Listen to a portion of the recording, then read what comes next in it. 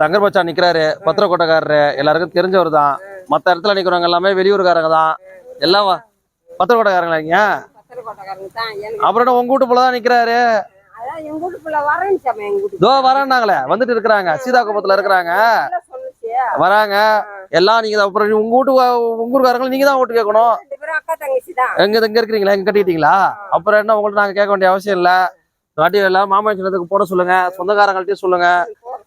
இந்த ஒரு தடவை வாய்ப்பை விட்டுட்டோம்னா அடுத்து வர்றவங்க ஃபுல்லா ஆரணிக்காரனும் எல்லாம் மாம்பழத்துக்காரங்க தான். அப்ப நீங்க மட்டும் எல்லாம் மாம்பழத்துக்காரங்க தான். என்ன உங்களை அப்படி அப்படிங்க புரியும்? மாம்பழத்துக்கு பாருங்க, இந்த ஒரு வாட்டி இல்ல வேண்டாம்லாம் சொல்லக்கூடாது.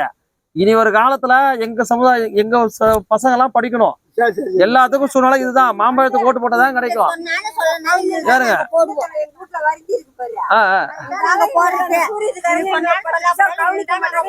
அதாவது 10 பைசா கவனிக்கே தேவையில்ல.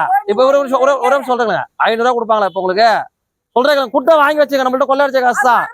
சொல்றேன் கொடுத்தாலும் வாங்கி வச்சுங்க. இந்த 1000 ரூபாய் கொடுத்துட்டு அவன் என்ன பண்ண, 1000 ரூபாய் தரான்ல, 1000 ரூபாய் கொடுத்தான்ல, பால் விலை ஏத்திட்டானுங்க, கேஸ் ஃப்ரீயா காசு தரானுங்க, அதை கொடுக்கல. தங்கம் கொடுத்தானுங்க பாரு தாலிக்கு, அதை கொடுக்கல. எஜுகேஷன் லோன்ல தள்ளுபடி பண்றானுங்க, அதை தள்ளுபடி பண்ணல.